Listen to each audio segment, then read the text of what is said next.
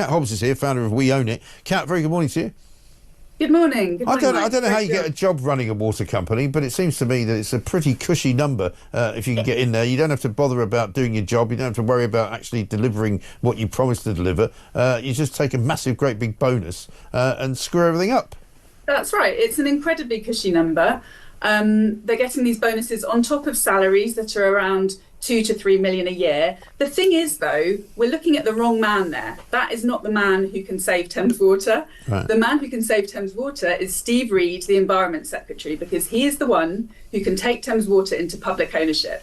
And right now, you might have seen that KKR has withdrawn its bid. Yes. So Thames Water is in a complete state right now. There's a complete vacuum. And what we're saying to government is, now is your moment to take Thames Water into public ownership. Bring it in line with the rest of the world. 9 out of 10 countries run water in public ownership.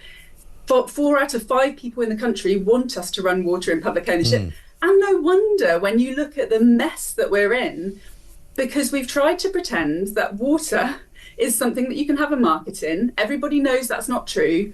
And the government's only excuse for not doing this is the cost. Well, it actually, in the case of Thames Water, if Steve Reed used his powers, he could cut Thames Water's debt by around half.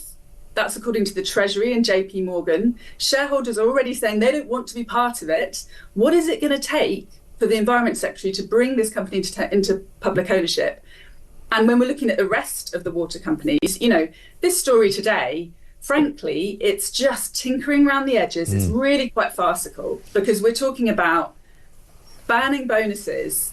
Well, the water bosses have already said they are just going to increase salaries. Yeah. These salaries that are already incredibly high.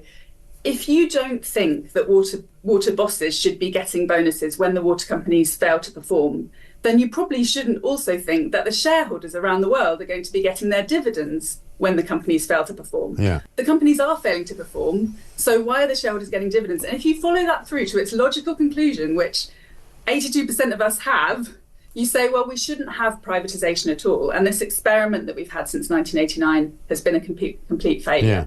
But I guess the argument against taking it into public ownership, and I'm not against taking it into public ownership, but one of the arguments against it might be, can we afford to do that? You know, because presumably it must be quite an expensive thing to run a water company. It must need quite a lot of investment. And if you haven't got investment from the private sector, i.e. shareholders and, you know, possibly other investors who are, you know, corporate investors and pension funds even as well, you know, where do you get the money from?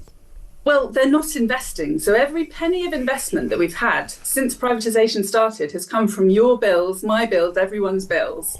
So we're the ones paying for every penny of investment. These shareholders wouldn't be in this game if they didn't think they could make more money than they put in. And that's exactly what they've done. They've extracted money, £76 billion in dividends since privatisation started. They've built up a debt mountain in order to fund those dividends, essentially a Ponzi scheme. They've extracted that money at our expense with us paying. And so the way that you do this is you say, OK, the government's saying that it's expensive. The only reason it would be expensive is because the market value of these companies is higher than it should be. Why is it higher than it should be? Because it's based on this huge rip-off that's going on. It's based on the continuation of us being ripped off. And they've had to fund that rip-off by increasing our bills just recently by 35%. Oh, I know.